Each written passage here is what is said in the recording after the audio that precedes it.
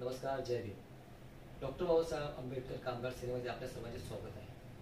Doctor Babasaheb Ambedkar कामगार सेनेच्या माध्यमातून आज आपण सर्व कामगारांचे प्रश्न जनतेसमोर मांडण्याचा प्रयत्न करत आहोत. कामगारांचे जे प्रश्न आहेत ते कुठली राजकीय पार्टी, कुठलीही सोशल वर्क, कुठलीही संस्था पुढे मांडण्यासाठी तयार नाही. कामगार हा वर्षानुवर्षे गुलामीतच आहे आणि पुढेही गुलामीच्याच दिशेने वाजत आहे.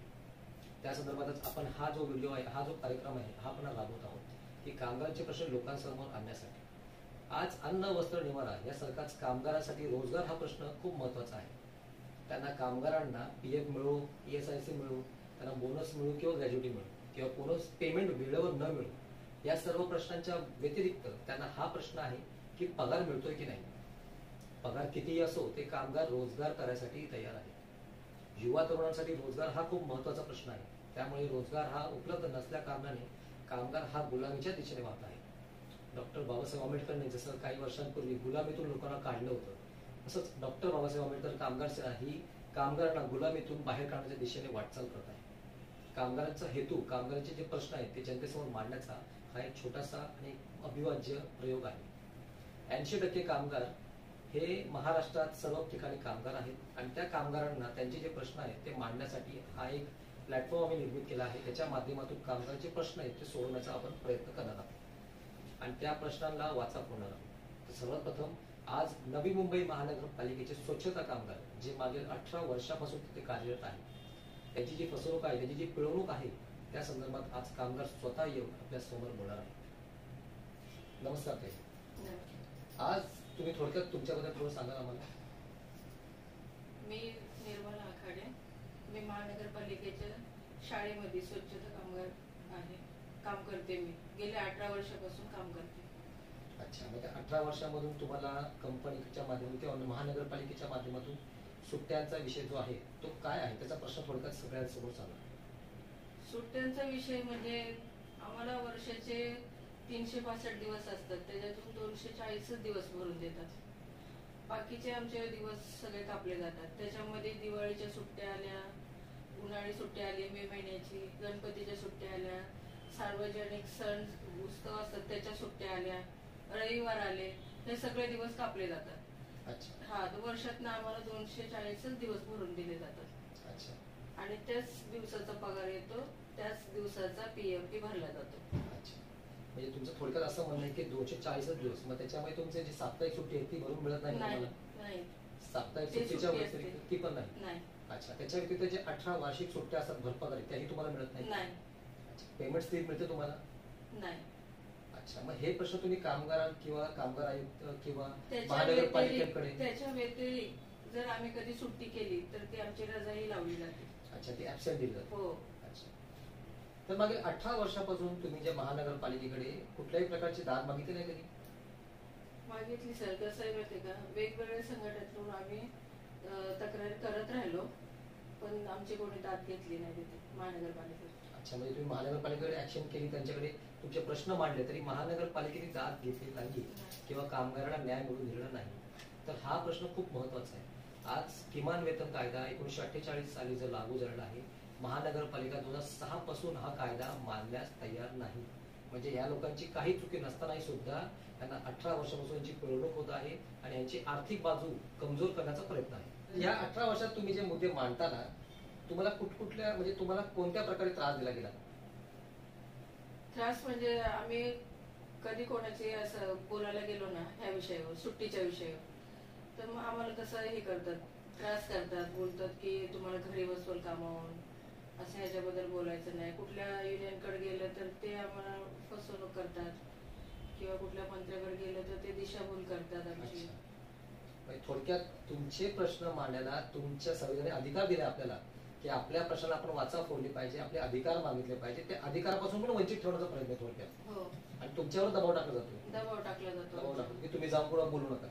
म्हणजे आपण आपले हक्क कोणा मागणार तरी कोणाकडे, हा सर्वात महत्वाचा प्रश्न आहे की आजच्या काळात आपण आपले हक्क, संविधान, भारताचं संविधान डॉक्टर बाबासाहेब आंबेडकरांनी लिहिलेलं असताना त्या संविधानात माणसाला अधिकार आहे की तो त्याच्या हक्काची लढाई लढू शकतो.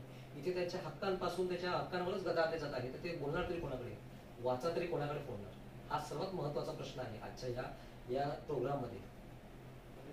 मागील 18 वर्षापासून हे कामगार त्यांचे प्रश्न महानगरपालिकेकडे मांडत असताना सुद्धा उर्वरित दिवस जे त्यांचे 240 दिवसांपैकी 125 दिवस आहेत ते कसे वागत असतील, त्यांचे त्यांना जर पगारच मिळत नाही, त्यांचा भरणाच मिळत नाही, तर ते दिवस काढत तरी कसे असतील, तेच आपण त्यांना विचारले.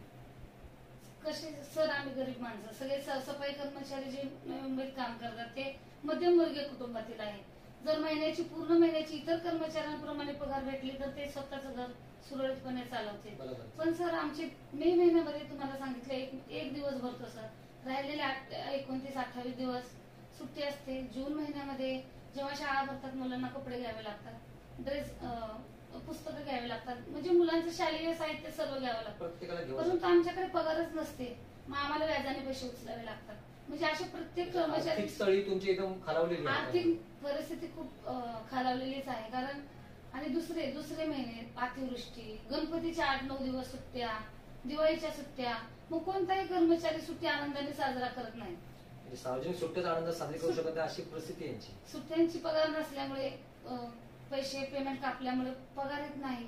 मुलांना कपडे घ्यायची सुद्धा विचार करतात की मग घेणार कसे.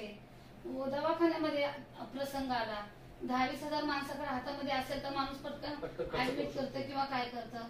म्हणजे अशा बऱ्याचशा समस्या कामगारांपुढे आहेत की बाबा पगार नसल्यामुळे आम्ही करायचं काय, आणि कमी कालावधीसाठी कामगार काम करणार कुठे, अशा आमच्या पुढे आर्थिक खूप प्रश्न आहेत. त्याच्यामुळे सर्वांची मानसिकता खूप खालावलेली आहे. ह्या सर्व प्रश्नांमध्ये तुम्हाला असं वाटतं का पुढे की महानगरपालिका जबाबदार आहे या प्रश्नांसाठी? आम्ही बऱ्याच दिवसापासून, म्हणजे बऱ्याच वर्षापासून सर, की वारंवार पत्रव्यवहार करत आहोत की आम्हाला सुट्ट्याच्या दिवसात आमचं काहीतरी करा, परंतु आम्हाला आजपर्यंत काही कुणी दाद दिलेली नाही. म्हणजे कामगारांकडे कोण लक्ष देत नाही सर. त्यामुळे कामगारांना समजत नाही की कुठे जायचं. आज डॉक्टर बाबासाहेब आंबेडकर कामगार संघटनेमार्फत जे तुम्ही आमच्यासाठी करताय, हे फर्स्ट टाइम कुणीतरी उभं राहिलं आहे की म्हणजे एवढ्या स्ट्रॉंगपणे अतिरिक्त आयुक्त साहेबांना भेटायला गेलो, एवढ्यापर्यंत आम्हाला आजपर्यंत तिथे कुणी नेलं नाही. आणि यापूर्वी गेलेले कुठले दुसऱ्या संघटनेचे अधिकारी, परंतु त्यांनाही काही उत्तर भेटलं नाही किंवा काही झालेलं नाही. म्हणजे आमचे प्रश्नच कुणी मार्गी लावत नाही. तर फक्त कृपया करून तुम्ही आमच्यासाठी, सर्व कामगारांसाठी सुट्ट्यांच्या दिवसांचा आहोत. आणि ह्या प्रश्नात मॅडमने विचारला, त्याच्यामध्ये एक महत्वाचा मुद्दा राहिला की साप्ताहिक सुट्टा हा तर प्रत्येक कामगारचा अधिकार आहे आणि तोच इतक्या वर्षापासून दिला जात नाही. म्हणजे यांना 30 दिवसापैकी फक्त 26 दिवस पगार मिळतो आणि त्यातून जर त्यांच्या दिवसाचाच पगार काढला, रोजंदारीच्या हिशोबाने जर पगार काढला तर त्यांचा महिन्यातून पगारच आला 10-12 हजार रुपये, बरोबर? तर ह्या परिस्थितीमध्ये 10-12 हजारामध्ये आज एका साधारण व्यक्तीचं किंवा कुठल्याही व्यक्तीचं घर चालू शकतं का? हा जो प्रश्न आहे, हा प्रश्न एका कामगाराचाच नाहीये किंवा महानगरपालिकेच्याच कामगाराचा नाहीये, हा महाराष्ट्रातील प्रत्येक कामगाराचा आहे. या प्रत्येक कामगाराच्या प्रश्नांसाठी आपण तिथे उभे राहिलो पाहिजे. आज महानगरपालिकेच्या कामगारांच्या मागे आपण सर्व उभा राहता ही माझी अपेक्षा आहे.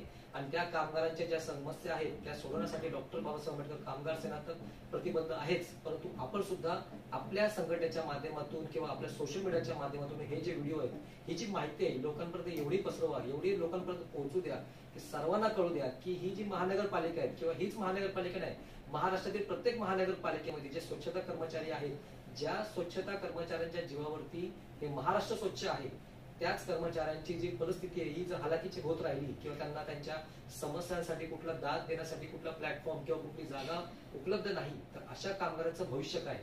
आज त्यांची जी परिस्थिती आहे ती एवढी हालाकीची आहे, त्यांच्या मुलांच्या शिक्षणाची परिस्थिती कशी उद्भवेल? त्यांच्या मुलांचे जर आज शिक्षणामधून जर पुढे आले नाही तर त्यांची पुढचे भविष्य काय आहे? म्हणजे हा जर कामगार आज स्वच्छता कामगार आहे, उद्या त्यांची पोरं बाळ हे पण स्वच्छताच कामगार करणार. त्यांना एज्युकेशन घेऊन किंवा कुठल्याही माध्यमातून पुढे जायची त्यांना आपण सहानुभूती दिली नाही पाहिजे का? ज्यांच्या जीवावर आज महाराष्ट्राचे सर्व स्वच्छता, प्रत्येक ठिकाणी स्वच्छता कामगार हे लागतातच. आणि आपण एकजुटीने ह्या कामगारांच्या मागे उभं राहूया, म्हणजे ह्या कामगारांना हिंमत येईल, ताकद येईल. आणि आपल्या डॉक्टर बाबासाहेब आंबेडकर कामगार सेनेच्या माध्यमातून आपलं हेच उद्दिष्ट आहे की प्रत्येक कामगारांना न्याय हा आपण मिळवूनच देणार आहोत. त्यासाठी हा व्हिडिओ जास्तीत जास्त कामगारांनी लोकांपर्यंत पोहोचवा आणि कामगारांची मदत करा. धन्यवाद.